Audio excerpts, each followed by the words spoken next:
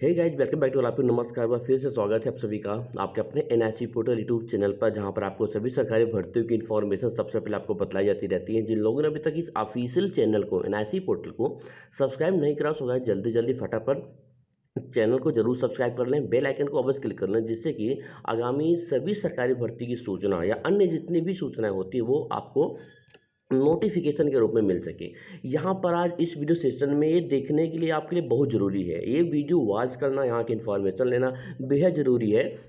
खासकर जो यूपी में प्राइमरी शिक्षक भर्ती और बिहार में प्राइमरी शिक्षक भर्ती की तैयारी कर रहे हैं और जिन्होंने फॉर्म भी अप्लाई कर दिया है। यहाँ पर बीपीएससी टीआरई की बात करेंगे, वहीं पर यूपी में जो प्राइमरी टीचर की भर्ती है 12,460 उसकी बात करेंगे, और आगे आने वाली यूपी में नई भर्ती के बारे में बात करेंगे। वहीं पर बिहार में भी जो भर्ती हुई है, जो भर्ती चल रही है अभी, जिसकी परीक्षा होने वाली है, उसकी भी यहाँ पर जो महत्वपूर्ण बिंदु है, कौन कौन अभ्यर्थी इस भर्ती से बाहर होंगे, अन्य राज्य के लोग हैं, वो ही यहाँ पर आपको देखने को मिलेगा। बहुत ज़रूरी है, इन्फॉर्मेशन आपके लिए सुनना जो बहुत ज़रूरी है, वेरी वेरी वेरी इंपॉर्टेंट है। सबसे पहले कि शिक्षक भर्ती में अगले बार नियुक्ति होगी, नई शिक्षक भर्ती विज्ञापन 2024 जारी, जहां पर बीपीएससी दूसरे राज्य के अभ्यर्थी बिल्कुल भर्ती से बाहर होंगे, जहां पर शिक्षक बहाली को लेकर और 5,856 शिक्षकों की जो नियुक्ति प्रक्रिया है वो यहां पर गतिमान हो चली, यानी कि वो प्रक्रिया जो है, प्रोसेस जो है, स्टार्ट हो गई है। वहाँ पर 12,460 में सभी को मिलेगी नियुक्ति, आदेश जारी हो गया है, गाइडलाइंस आ गए हैं, उसका जो शेड्यूल है वो भी जारी कर दिया गया डिपार्टमेंट की तरफ से, और सभी बीएसए को, बेसिक शिक्षा अधिकारियों को भी आदेश जो है यहाँ पर निर्गत कर दिया गया है। सबसे पहले पर बात करते हैं शिक्षक बहाली, जहाँ पर दूसरे राज्यों की महिलाओं को दिया आरक्षण का लाभ, और वहाँ पर जिनको भी यहाँ पर रिजर्वेशन का लाभ मिला है, आरक्षण का लाभ मिला है, बिहार में जिनकी नियुक्ति हो गई है पहले चरण और दूसरे चरण में, ठीक है, उनकी बिल्कुल यहाँ पर नौकरी जाएगी। जी हाँ, उनको यहाँ पर रिजाइन देना पड़ेगा, उनको जो नियुक्ति है यहाँ पर फिर से वह खतरे में मंडराती हुई नजर आ रही है। हालांकि जो इसकी इन्फॉर्मेशन थी मैंने आपको कल ही दे दिया था, ठीक है, कल की डेट में मैंने आपको ये सूचना दे दी थी, लेकिन आज की बात करें जहाँ पर बीपीएससी शिक्षक भर्ती परीक्षा पहला दूसरा चरण के जारी रिजल्ट में बड़ी गड़बड़ी सामने आई है, और ये गड़बड़ी मैंने पिछले दिन ही आपको बता दिया था और आज न्यूज़पेपर में आई है। दरअसल शिक्षक भर्ती परीक्षा में अन्य राज्यों की महिलाओं और दिव्यांगों को भी आरक्षण का लाभ दिया गया है, जबकि राज्य के बाहरी लोगों को आरक्षण का कोई भी लाभ नहीं देना था। ये सभी स्टेट की गाइडलाइंस है, ठीक है, ये रूल्स है कि जो अदर स्टेट के कैंडिडेट्स आएंगे आपके आपके स्टेट में, उनको किसी प्रकार का कोई भी रिजर्वेशन दे नहीं होगा, वो अनरिजर्व में उनकी काउंटिंग होती है।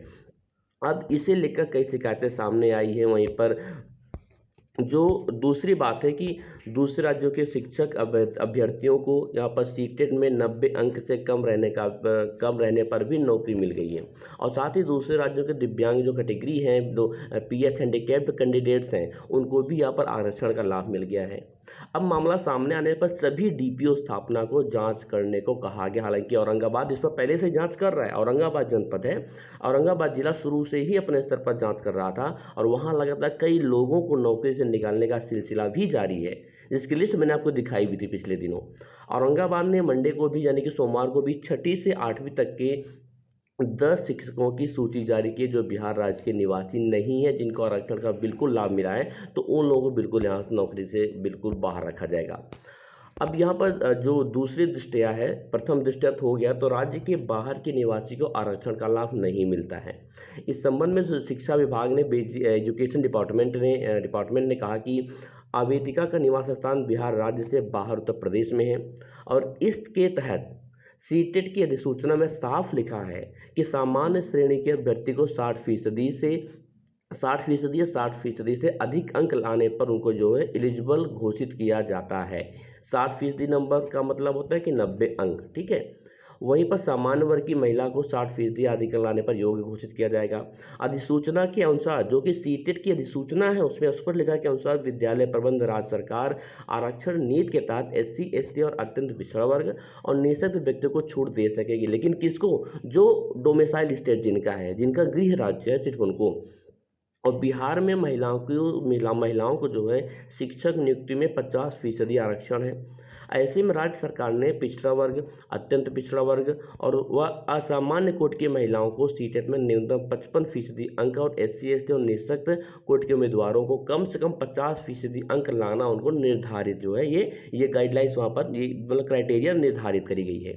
अब राज्य का मूल निवासी ही बिहार अधिनियम 3 1992 के अधीन राज्य में आरक्षण का लाभ ले प्राप्त कर सकते हैं, लाभ ले सकते हैं।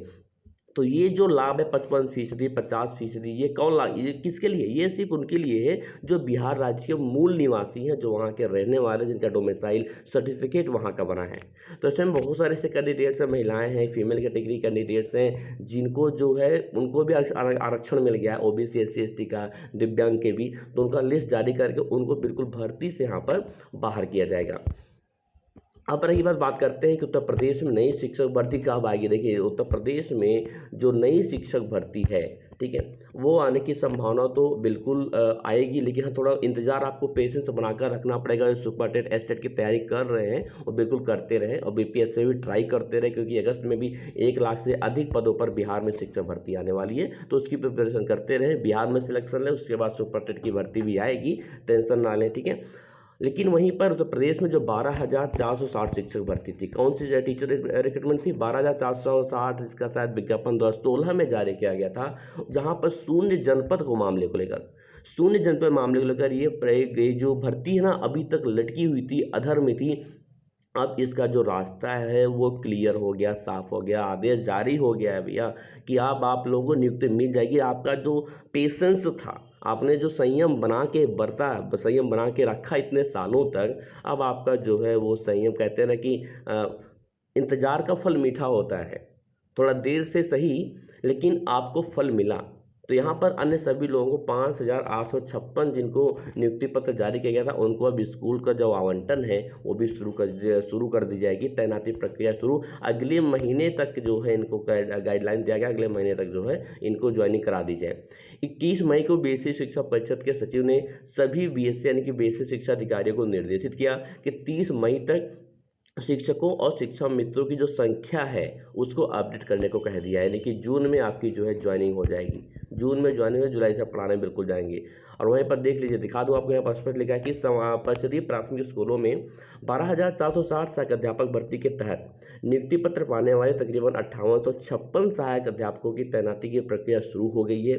और बेसिक शिक्षा परिषद के सचिव हैं, सेक्रेटरी हैं सुरेंद्र कुमार तिवारी जी ने सभी बेसिक शिक्षा अधिकारियों को 21 मई को जारी पत्र में निर्देशित किया है कि मानव संपदा पोर्टल पर बिल्कुल यहाँ पर स्कूल नामांकित छात्र छात्रा, शिक्षकों, शिक्षा मित्रों एवं अनुदेशकों का विवरण अपडेट कर दे, ताकि इन शिक्षकों को ऑनलाइन स्कूल अलॉटमेंट की कार्रवाई पूरी की जा सके। और सेक्रेटरी सचिव ने साफ कह दिया कि पोर्टल पर विवरण अपडेट नहीं होने की स्थिति में जिस जिले में स्कूल आवंटन नहीं होगा, उसकी पूरी जिम्मेदारी BSA की होगी। आपको बता दो कि 12,460 भर्ती में शून्य जनपद विवाद की जुलाई में तो ये मई को सुप्रीम कोर्ट ने छात्र हित के मद्देनजर ग्रीष्मावकाश के बाद 15 जून से शुरू हो रहे शैक्षणिक सत्र को देखते हुए उन चयनितों को बिल्कुल यहाँ पर पदस्थापित करने का आदेश दिया था। सुप्रीम कोर्ट ने डायरेक्ट जजमेंट दिया था कि भाई ये ग्रीष्मावकाश खत्म होने के बाद तो उनकी ज्वाइनिंग करा दी जाए, और जिन्हें नियुक्ति पत्र मिल चुके उन्हीं की ज्वाइनिंग होनी है, ध्यान रखना। हालांकि उनकी नियुक्ति याचिका में पारित अंतिम आदेश के अधीन होगी। आपकी जो नियुक्ति होगी ना 58,856 लोगों की जिनको नियुक्ति पत्र मिला है, आप सभी की ज्वाइनिंग, इन सभी की ज्वाइनिंग जो है सुप्रीम कोर्ट के आदेश के अधीन होगी। और मामले की अगली सुनवाई 28 अगस्त को होनी है। तो 2 चरणों में 23 दिसंबर 2023 और 7 जनवरी 2024 को क्रमशः 1796, 4,060 अभ्यर्थियों को नियुक्ति पत्र वितरित किए गए थे। टोटल इनकी संख्या थी 5,856 लोग। और वहीं पर बता दूं आपकी अगले माह भी आपको CGL की जो भर्ती है इसका विज्ञापन जारी हो जाएगा। भर्ती आपको देखने को मिल जाएगी। कंबाइंड ग्रेजुएट लेवल CGL 2024 भर्ती का विज्ञापन कर्मचारी चयन आयोग यानी कि SSC जून में जारी कर सकता है। और इस बार इसमें जो पदों की संख्या है वो 3,000 कितनी 3,000 होने वाली है। और इससे पहले मल्टीटास्किंग स्टाफ यानी कि MTS और हवलदार की भर्ती का विज्ञापन भी जारी किया जा सकता है, यानी कि MTS और CGL दोनों की भर्ती SSC जारी करेगा, दोनों का विज्ञापन। और पिछले वर्ष CGL की भर्ती का विज्ञापन अप्रैल में जारी कर दिया गया था और वह भर्ती दिसंबर तक पूरी कर ली गई थी, जहां पर 7,859 अभ्यर्थियों का चयन हुआ था। और उससे पहले 2022 में परीक्षा के जरिए 36,001 पदों पर भर्ती हुई थी। बड़ी संख्या थी, 36,001 नंबर ऑफ वैकेंट सीट थी वहां पर। और CGL के इतिहास में पहली बार इतने अधिक पदों पर भर्ती हुई थी। और इस भर्ती के जरिए सेंट्रल गवर्नमेंट के विभागों में युवाओं का चयन हुआ और इस बार चुनाव के चलते अब तक भर्ती का विज्ञापन जारी नहीं किया जा सका। हालांकि यदि लोकसभा चुनाव नहीं होता, अब नहीं होता, तो आई थिंक आपकी जो भर्ती है सीजीएल की, एमटीएस की, दोनों का विज्ञापन आ गया होता और चुनाव प्रक्रिया 4 जून को पूरी हो जाएगी। उसके बाद एसएससी की भर्ती प्रक्रिया बिल्कुल यहाँ पर शुरू हो जाएगी। और उसके साथ ही साथ जो यहाँ पर देखें, जो कार्डियोलॉजिस्ट के 134 में से 128 पद रह गए खाली। यूपीपीएससी की जो ये भर्ती आई थी के जरिए चिकित्सा स्वास्थ्य परिवार कल्याण विभाग एलोपैथी में चिकित्सा अधिकारी ग्रेड 2 की जो कार्डियोलॉजिस्ट के 134 पद थे, उसमें से 128 पद खाली रह गए क्योंकि कैंडिडेट्स ही नहीं मिल पाए। और वहीं पर आईआरटीएमटीसी में बढ़ेगी सीटें, जहां पर रेलवे बोर्ड को भेजा गया प्रस्ताव की जो सीटें हैं वो बढ़ाई जाएंगी। बिल्कुल किसमें, भारतीय रेलपथ मशीन प्रशिक्षण केंद्र में की जो क्षमता है वो यहाँ पर बढ़ाई जाएगी, जहाँ पर समयवार 260 को प्रशिक्षण दिया जा रहा है, लेकिन आने वाले समय में संख्या 660 के आसपास होने वाली, क्योंकि संख्या बढ़ाने के लिए प्रस्ताव जो है भेजा गया है। और वहीं पर रेलवे की विभागीय पदोन्नति परीक्षा निरस्त जारी होगा। नया शेड्यूल, जो पदोन्नति परीक्षा थी उसको निरस्त कर दिया गया है, उसको रद्द कर दिया गया है। अब एक नया एक न्यू शेड्यूल यहाँ पर इशू किया जाएगा रेलवे डिपार्टमेंट की तरफ से, आईआरसी की तरफ से। यहाँ पर रेलवे भर्ती प्रकोष्ठ की तरफ से एक नया शेड्यूल जारी होगा। बता दूँ आपको, आरआरसी की सामान्य विभागीय प्रतियोगी परीक्षा, जिसको हम जीडीसी कहते हैं, 2019 परीक्षा को निरस्त कर दिया गया। परीक्षा निरस्त किए जाने का अभ्यर्थियों ने स्वागत किया। उनका कहना है कि पेपर लीक होने से परीक्षा पहले से निरस्त हो जानी चाहिए थी। और इसके तहत जीडीसी के तहत रेलवे में कार्यरत कर्मचारी अपनी पदोन्नति के लिए परीक्षा देते हैं। और उत्तर मध्य रेलवे की बात करें तो 2019 में जीडीसी परीक्षा का विज्ञापन निकाला गया था। परीक्षा आरआरसी प्रयागराज को करवानी थी, लेकिन पेपर लीक मामले को लेकर, तो मामले तो आजकल ना मामूली सी बात हो गई है। कोई भी भर्ती आती है, पेपर लीक पहले होता है, भर्ती बाद में होती है, परीक्षा बाद में होती है। को ये फंडा हो गया, सिंपल सा फंडा है। बिहार में भी यही हुआ, यूपी में भी, चाहे यूपी उत्तर प्रदेश जो पुलिस की भर्ती है सिपाही की उसकी हुई, चाहे आरओ की सहायक समीक्षा अधिकारी की भर्ती होगी। वहीं पर यूपी की छोड़ दीजिए, बिहार की भी देख लो भाई। बिहार में जो 3.0 शिक्षक भर्ती आई थी प्राइमरी के, प्राइमरी के, वहाँ पर भी परीक्षा को रद्द किया गया था प्राइमरी स्तर की। तो ये बहुत सारे रीजन है। भर्ती तो अभी मामूली सी बात होगी, हालांकि इस परीक्षा को रद्द किया गया, नया शेड्यूल जारी होगा, पुनः नई परीक्षा होगी। तो ये इन्फॉर्मेशन थी आज के लिए। चलिए दोस्तों, मिलते हैं अगले वीडियो में एक नई जानकारी के साथ, एक नई सोच के साथ। तब तक bye bye and all the best.